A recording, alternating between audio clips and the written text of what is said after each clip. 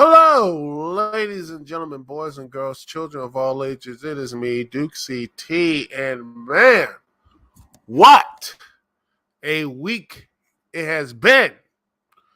It has been one heck of a week in the world of entertainment. As well, honestly, I was gonna originally talk about the Batgirl stuff, but it seems we got that Warner Brothers conference call. And there are some things to talk about and such. Discovery CEO defends acting Batgirl. Is like, we're not going to put a movie out unless we believe in it. Right here, quote here. Let's get into it. Exactly. Let's go. I see Warner Brothers Discovery CEO David Zaslav addressed the company's controversial decision this week to cancel the release of Batgirl and Scoob Holiday Hunt during the company's quarter two current call on Thursday, which I listened. It was a very interesting call. It's like, we're not going to launch our movie until it's ready. Zaslav said during a Q&A, approaching the call when asked directly about Batgirl getting the axe. We're not going to launch a movie to make a quarter, and we're not going to put our movie out unless we believe in it. During the presentation, Zaslav repeatedly pointed to company's DC superhero properties, including Batman, Superman, and Wonder Woman, as a central company broader content strategy. To better marshal these properties, Zaslav cited he's previously reported goal of putting together a team with a 10-year plan focusing on just DC. So the reports Disney has were talking with Marvel Studios as well as Kevin Feige, but he did not announce who will be heading the team. These are brands that are known everywhere around the world, he said. As a part of that, we're going to focus on quality. DC is something that we could make better and we're focused on now. Zaslav mentioned quality repeatedly when discussing DC, strongly implying that Batgirl was not up to the standards that he believes is necessary for the adaptation of the wider comic book property. The objective is to grow the DC brand and to grow the DC characters, he said. But also, our job is to protect the DC brand, and that's what we're going to do. Zaslav name check Black Adam, Shazam 2, and The Flash as DC features that he's very excited about. We've seen them and we think they're terrific, and we think we can make them even better. Zaslav mentioned The Flash, currently scheduled to debut next June, as particularly meaningful as Ezra Miller is facing multiple allegations of abuse and misconduct, and neither the actor nor studio have to address publicly. This isn't to sell two nearly completed feature films, including a superhero property with a $90 million budget, stunned the wider industry. On Wednesday, Batgirl directors Aldi El Abib and Bali Falah, Bad Boys for Life and Miss Marvel, both directed, I think, 2 episodes for Miss Marvel, and the recent Bad Boy, I think Bad Boys 3, I think that was it. Recent statement that was saddened and shocked by the news, and star Lacey Grace said she was proud of the love and hard work and attention all of the incredible cast and tireless crew to put on the film. And I feel the same way. They worked really hard, and it sucks for not only her, but for Michael Keaton and for Brendan Fraser. He was starring as Firefly. He was going to star as Firefly, and it sucks because Brendan Fraser is the dude is great. And it's a shame that he never really got as much as love that he disappeared after the Mummy movies, and was went through a bit of divorce, and he was sexually assaulted by, I think, a movie producer and such. And then I think it is I think his mom died a years later. He had a rough couple years, and since Doom Patrol and the critically acclaimed of that, he really got his fan base back again. So I hope that this won't be too much of a stumbling block for him, because he's one of the most. People will love to root for him every time. People really do love Brendan Fraser. Anyway. On Tuesday, Variety reported the main driver of the decision was to shift the company's strategy away from creating feature films exclusive to HBOMax, as was the case of Batgirl and Scoob Holiday Hunt, following the merger of Warner Brothers Discovery. The idea of expensive films going direct to streaming, we can't find an economic case for it. We can't find economic value to it, so we're making a strategic shift, that was said during the QA.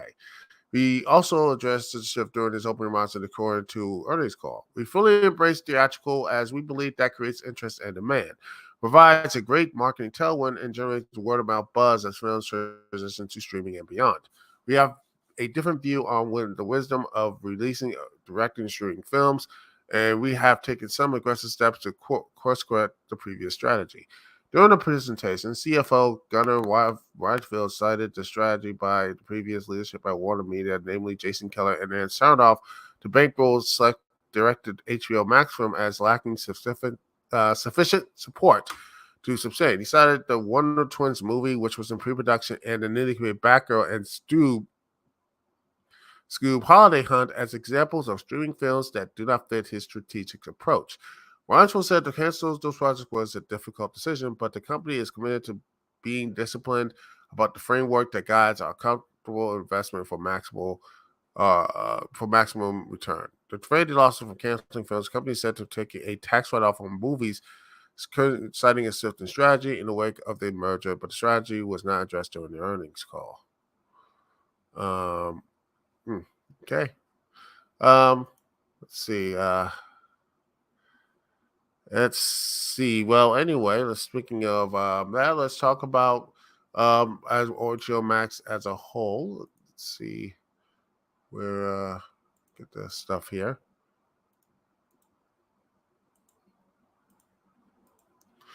And he says right here this the biggest, he says to lean to the future. Warner Brothers Discovery Chaff, tells of shows in strategic limbo. Unlike previous Warner Brothers CEO Jason Keller, who centered the company around HBO Max, Satellite is pulling back from streaming first mindset to keep the company's theatrical and traditional pay TV business as long as possible.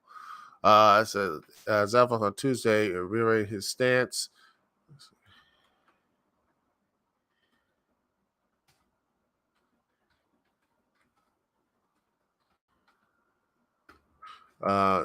His stance that Warner Brothers Discovery isn't going to approach the streaming wars race as a race to win the most subscribers. His comments comes as Netflix lost more than 60% of its value in the past year after subscriber growth stopped for the first time in a decade, causing media and entertainment companies to rethink their streaming strategies, which we're going to be talking most about this in this point right here because the streaming world is not looking too good. Warner Bros. Discovery formally announced it will release a combined HBOMax Discovery Plus product in the U.S. mid 2020 mid next year.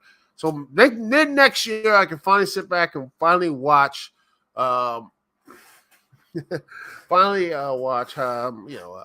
almost got away with it. Just stream that for hours and all the other Discovery shows that people don't think that no one watches. Like, oh, nobody watches this. Well, people do. People watch that stuff. All right. It says, Tummy set the target of 130 million global subscribers by 2025. That's about 40 million more customers than subscribe to HBO Max and Discovery Plus today, but still a far cry from the 21 million subscribers that pay for Netflix worldwide.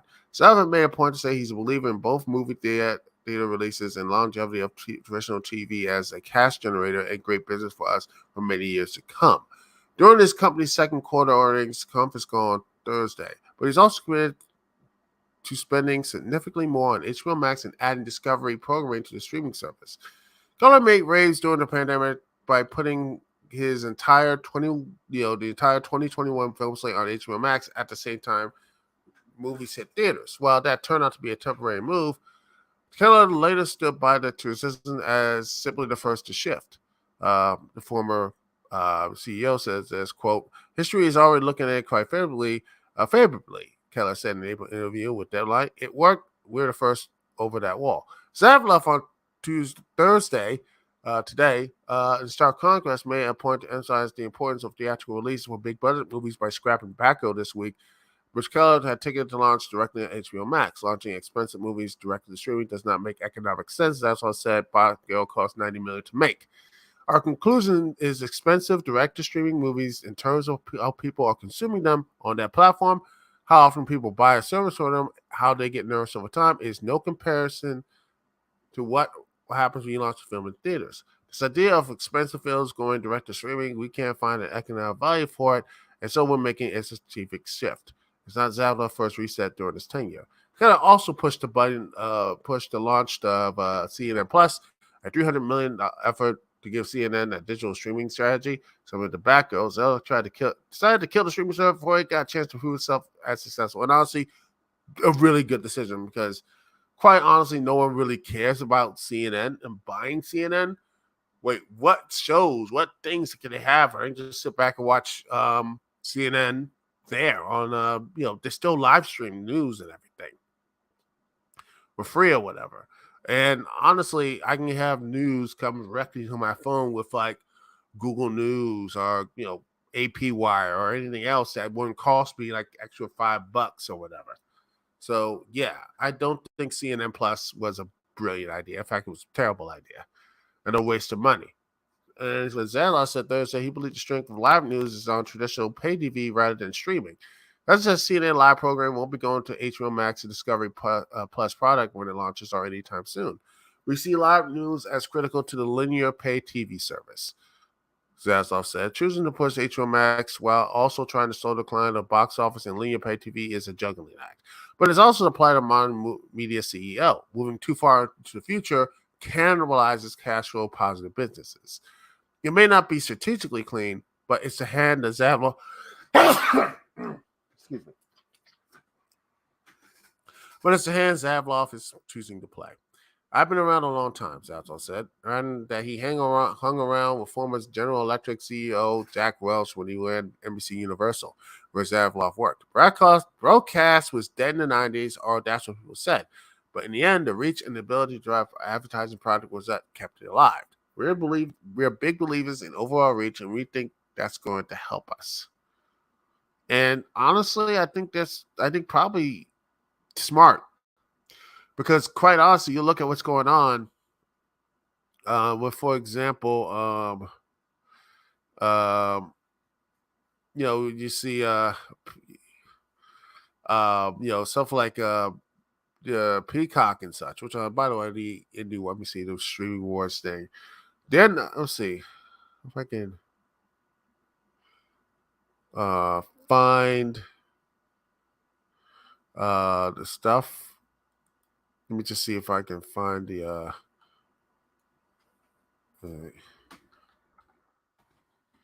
because I saw this earlier. Like, here it is. January they lost 1.7 billion. They're losing money and losing its stuff. Let's see. Okay. Let's see. I gotta see. There's it's only January stuff. I'll just see if I can find more.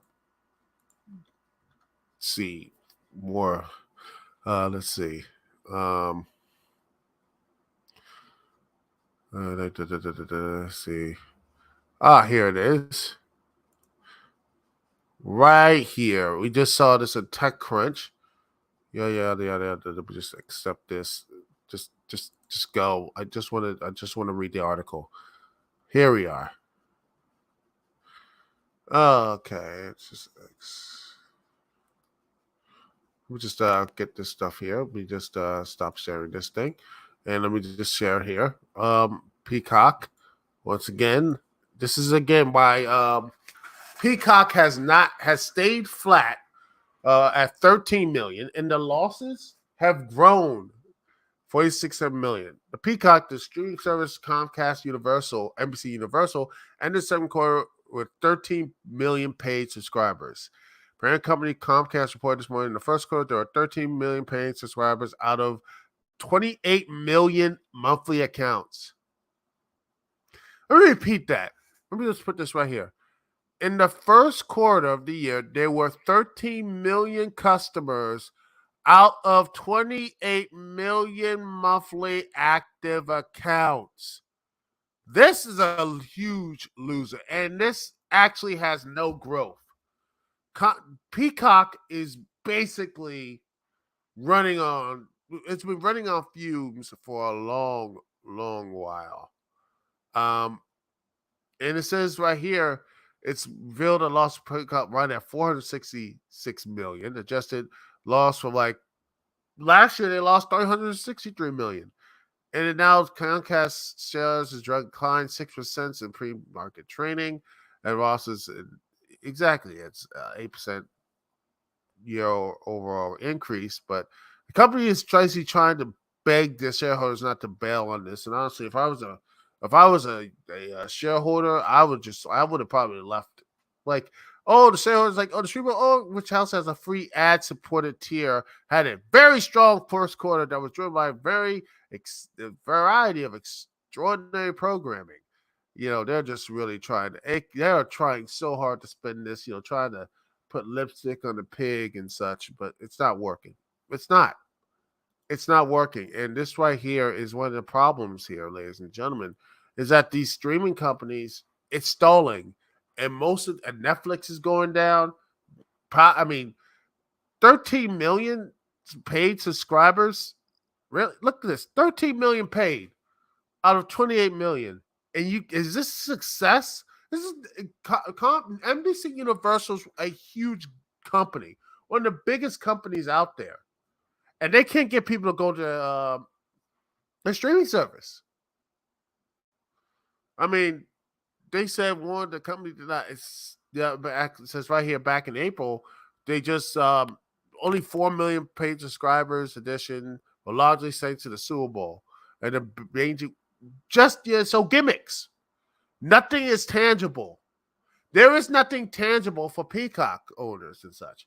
And so it's what about the WWE? What about the WWE? A niche product which only had a 1.5 million service. In fact, man, how many WWE Network subscribers made the jump to Peacock and stayed there the past years? The answer is not, I bet. The answer is like maybe 500,000 and they're probably gone. It's like, I guarantee you there's probably at least a number of WWE Network subscribers who actually watch and still enjoy it are probably around maybe 100,000. Maybe 75,000 left, original WWE Network subscribers. After I was like, if Peacock gave me a free service thing, because I was WWE Network, like, hey, give me a free service. That's the only time I will watch it. But here, Peacock doesn't work. I don't care. I didn't care. And then sports are easy money making. And it's like, we got W streaming home with WWE Network. It's all offered for the Peacock stuff. We got open tournaments, Sunday Night Football. But again, these are gimmicks. What is the one thing that can bring them there? Because sports is nice, but what about, again, what happens when you have, for example, internet issues? Like when there's a ton of the problem with Peacocks, people who watch Peacock, that's with WE. I mean, I remember Money in the Bank last year. There were like so much like bad, everything would look wonky and everything like that. And there's still probably issues like that today. They ironed them out. Hopefully, I ironed all of them out. But that stuff looks, people are like, okay, we can't watch this stuff anymore. Or they go and pirate this stuff. So, that sort of thing is that they're trying so hard to bring these new, doing sports and WE and everything else. That is like an easy money maker, but is it really sustainable? And like I said, 13 million out of 28 million monthly, the 13 million paying customers out of 28 million active accounts. What is going on with Peacock? What is going on? How is it? This is bad. And honestly, I wouldn't be surprised if someone out there, if it continues this not in growth and it keeps losing money, I expect there's going to be a bit of axing here too. They are not getting any money. They're trying, such part, it's advertising and all this other stuff is. You have $10 billion of advertising, but yet it's still not getting people to watch your shows. They're trying so hard with these. Look at these gimmicks. Look at this. A few months per the summer tough that rewards paid subscribers with $15 movie tickets via Fandango or $7. Oh my! This again, gimmicks. Gimmicks. Once you start using gimmicks to try to sell your service, it's done. It's a wrap. And this right here, man, this might be the main issue. Streaming might not be the moneymaker. And to me, I don't know I want to see how much. Now we got the question about Disney Plus. What are they doing? We don't, I mean, what are they looking at right now? And then right here, I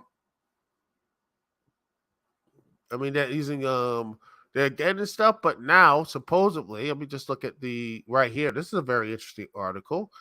This last month. Okay, whatever, yada yada stuff. But thank goodness I got ads. Okay. Um, Let me just stop this. Peacock's failure. We're gonna move it here. We're gonna show you this here. We're gonna I'm getting more stuff here. Bloomberg European edition and such. It says Disney Plus. They could lose many as 20 million of its Disney Plus subscribers. Um, After being outbid for the streaming rights to Indian Premier League cricket matches this week. The estimate of Media Partners Asia means the company may have trouble reaching its goal as many as 260 million global Disney Plus subscribers by 2024, according to Kiko, executive director of the research firm. IPL drives customer acquisition. It's regarded as entertainment, not just sports, by Indian households, women, and men. Few consumer products have been as successful as Disney Plus. The service, which offers unlimited Disney movies and TV shows, garnered 10 million subscribers on its first day in November 2019 and boasted at 138 million at last count. Chief Executive Office Chapek made a bold forecast in late 2020, predicting the company will triple its subscriber count in 4 years. About 50 million, more than 1/3 of the worldwide subscribers, came from Disney Plus.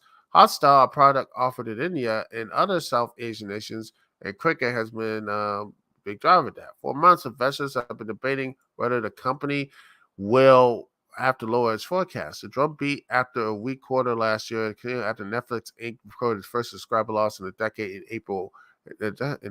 Disney's shares are down 39% this year. Disney lost the cricket bidding war to a group that includes Paramount Global and India Reliance Industries. While Disney lost the streaming rights, it retained rights for broadcast on traditional networks, agreeing to pay nearly $3 billion over 5 years to broadcast the games. The company has some 70 channels in India, distributed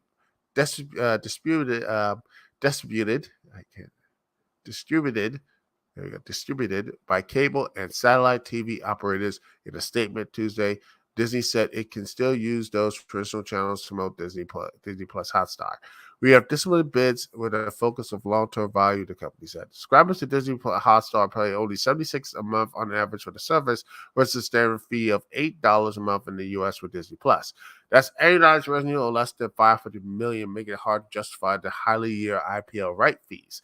Chapek said in February he didn't see a loss of cricket streaming rights impacting the long-term Disney Plus forecast, as the company has other content they can offer Indian subscribers. It's not like we see the business evaporating if we don't get it, he said.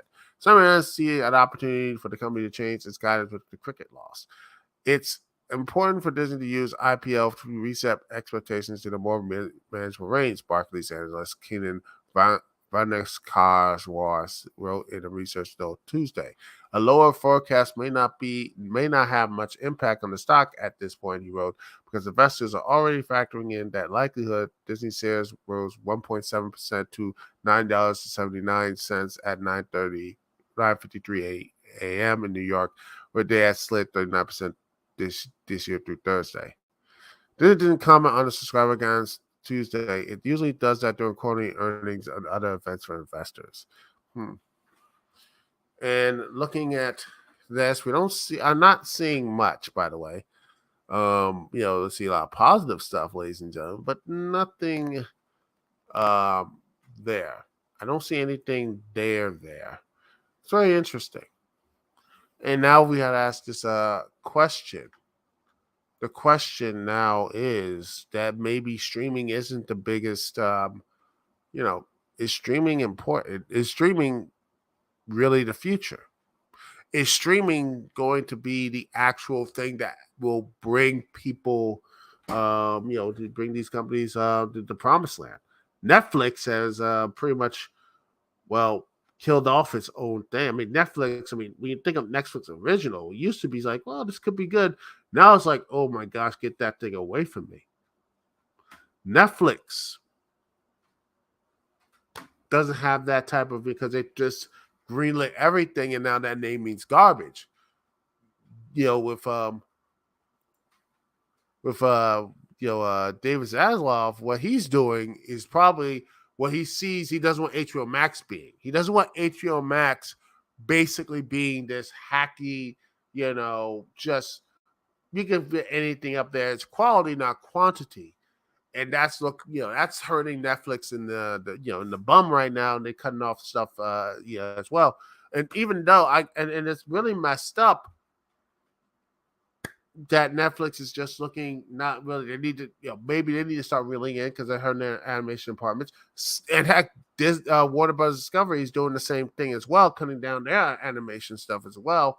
And it's sad, and it looks like it's going to be a big change. These are going to be really big changes. Um, I don't know what's going to be the future of I don't know what's going to be the future here. I don't know where this is all going to lead. Will it be better content? My heart says I hope so. I want better content. Are they going to really release these movies and try to figure out these? I don't know.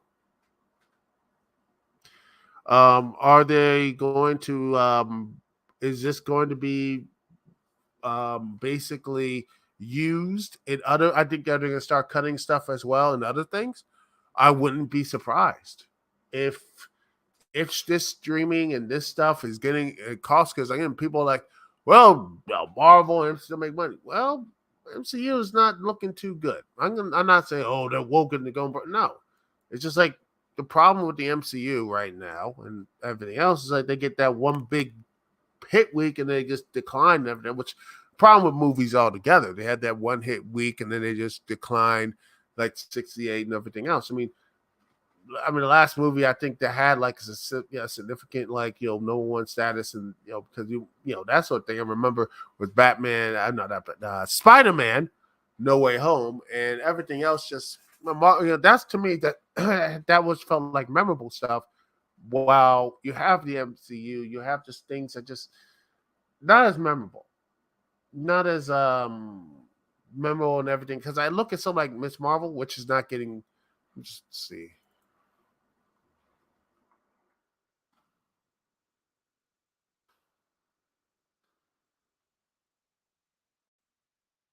I mean, what's going on? I mean, Miss Marvel is, you know, it's not really, that to me right here. And I'm just ashamed because I think there is some good stuff in Miss Marvel. That stuff I hear. Let me just look here.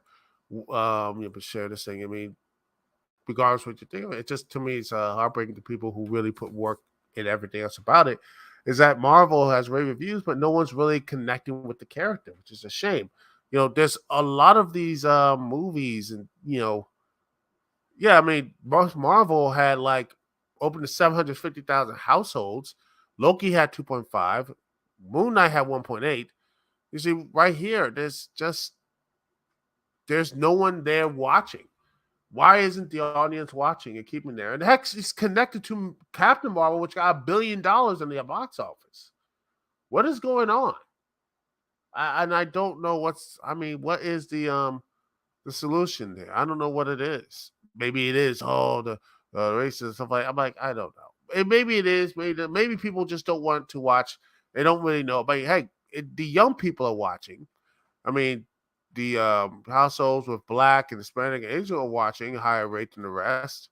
It's performing where it should. The target audience do its conclusiveness, but you know, it's just not really getting those high views. It's not getting the high views, which is a shame because again, I haven't watched the show. The stuff I did see, it seemed interesting.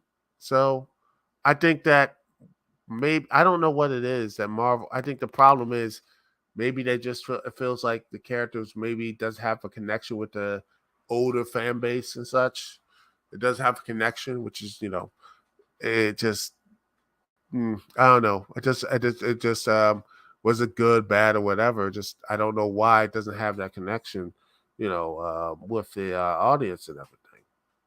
Black, like I said, Black watching. Let's see, Asians, but all the stuff the POC collective are watching it, but yet majority of people don't watch. They don't care for it. You know, Is it because every last one of them are evil or racist or something? Probably not.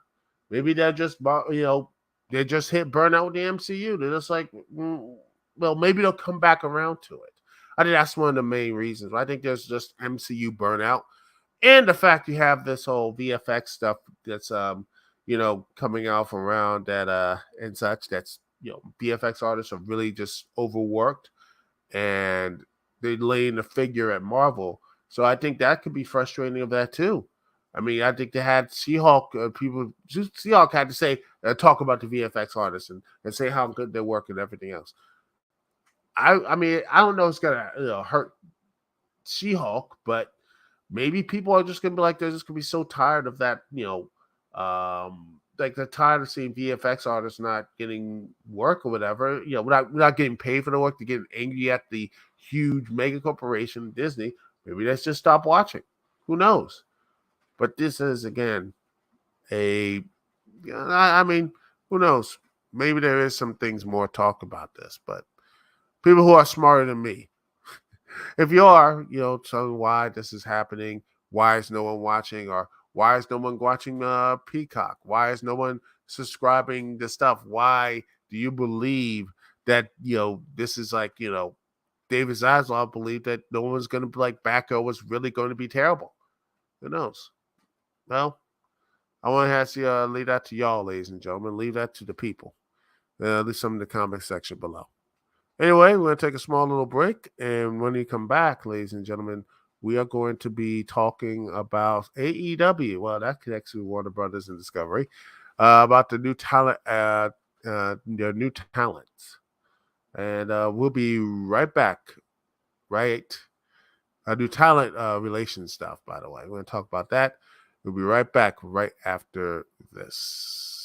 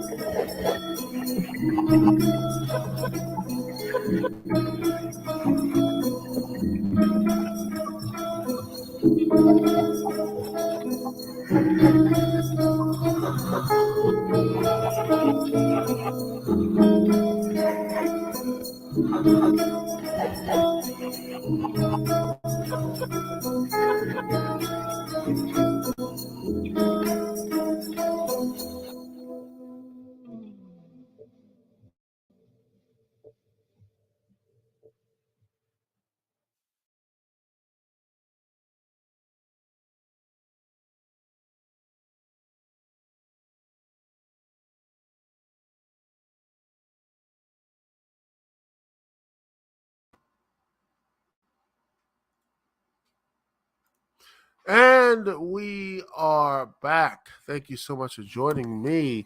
If you like what you see here, click like and subscribe, all that good stuff. Anyway, let's get into the second news story. There's been a huge amount. Well, this was a big announcement Wednesday morning. As owner Tony Khan revealed 4 familiar things with reported as a new talent and development relation position in the company. Includes a new face of in the AEW fold as Impact Wrestling right here. It says the new expansion of the talent relations team right here. AEW was actually the roles of Sanjay Dutt, QT Marshall, Pat Buck, and Tony Swan will increase under the expanded talent relations team. Masserin joined to coach a women's division. AEW CEO, GM, and head creator Tony Khan announced the expansion to AEW's talent relations team. And with the promotions of key staff members including Sanjay Dutt, QT Marshall, Pat Buck, and Tony Schiavone. In addition, Masserin will join AEW as a coach in the women's division as AEW continues its meteoric rise. The expanded talent relations team will strengthen the infrastructure required to facilitate the talent, the development, health, and safety of AEW's outstanding roster. The following promotions are additions are affecting immediately. Sanjay Dutt refresh, the Vitas Barata has been promoted to Vice President of Production and Creative Coordination. In this role, he will coordinate communication of AEW storylines. Leonze will post-production and key staff to maintain content workflow, produce analytically content, and mentor new producers. Dutt joined AEW 2021, bringing more than 20 years of experience in professional wrestling in both in-ring and as producer, and continues to serve as a screen manager to Sandam Singh and Jay Lethal. QT Marshall has promoted to Vice President of Show and Creative Coordination. You will manage the show elements, including planning programs and storyline character development, overseeing extras and live event logistics coordination. Marshall, an AEW original with more than 20 years' experience, will continue to wrestle as the leader of the factory with Anthony Gono, Nick Carano, Aaron Solo, and Cole Carter. Pat Buck has been promoted to Vice President of Talent Development. In this position, he will I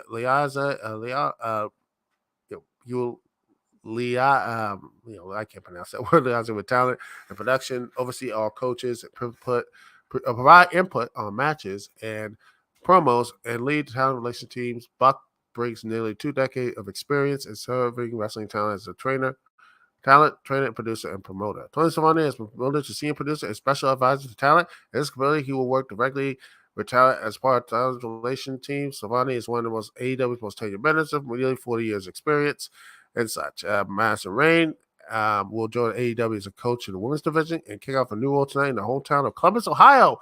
Branson has created newest professional wrestling promotion which held multiple championship titles and 5-time world champion.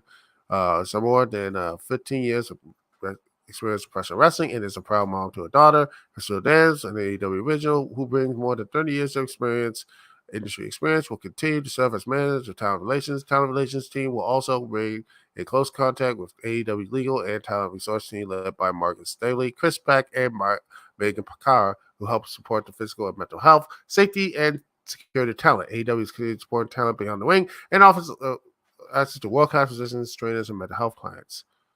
And this news came away reports some tension behind the scenes in AEW as former Ring of Honor champion Jonathan Gresham demanded his release from the company, citing lack of communication with Khan. While WWE has also seen recent shakeup in the talent relations with opponent Paul Mystique, aka Triple H, whose ascendancy have already paid dividends in return of the return to the high. So yeah, there's been shakeups in the world of wrestling, and I honestly think this is needed because, again, the stuff with Johnson Gresham, and honestly, there's a lot of the confusion with the time relations and such. I think that is a good thing overall. More communications, more people can help, and then also, once again, someone who focuses on the women's division, Madison Rain, who, quite honestly, I mean, I think this actually be a good role for her, and she can actually, do some stuff behind the scenes, know what they can do with her. I believe this could be something very positive for the women's division in AEW. As we saw last night, that great tag match with Jamie Hayter, honestly looking really good. And honestly, Jamie Hayter versus Thunder Rosa is going to be a really good match. I think that could be a really good match for for a title reign that needs to get a jump start. I think Thunder Rosa versus Jamie Hayter.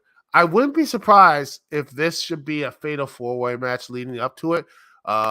Tony Storm, Thunder Rosa, Jamie Hayter, and Britt Baker. Thunder Rosa should win, of course, but this could be the beginning of the end of the start the breakup between Jamie Hayter and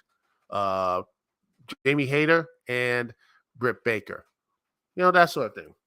Yeah, that sort of stuff right there. Build that up. And honestly, have Jamie Hayter just annihilate Britt Baker and then have her build her up again to really, build up her single stuff as well. Because I think Jamie Hayter would be perfect for that role. Just me. I think that's just me. But yeah, overall though, I think this is a really good idea. This is something that Tony Khan can't do all this all himself. Plus Ring of Honor. Plus he has to do plus Ring of Honor. Plus the Jaguars and everything else. He needs to, at the end of the day, needs to have help around him. I'm like, you can't do this by yourself. And I truly believe you can't do that by yourself and everything. So, yeah, I think that you can't do it by himself. But I hope that he gets the right team of people for the job, and I think that could be something for everybody to be here. I think this is going to be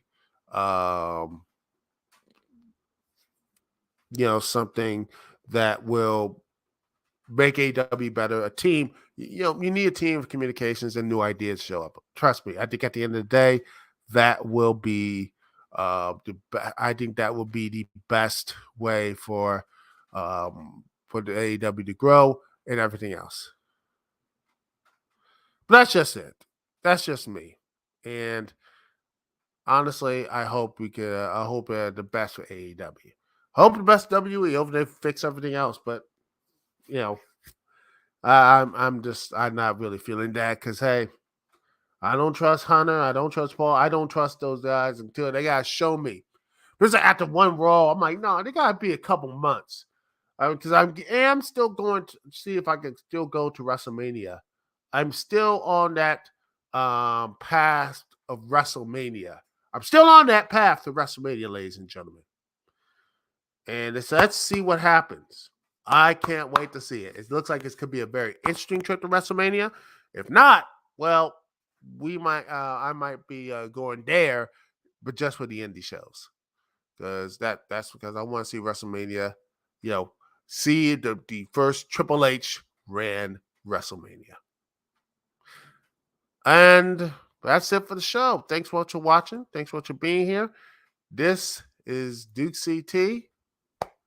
Peace and love. I will see y'all when I see y'all later.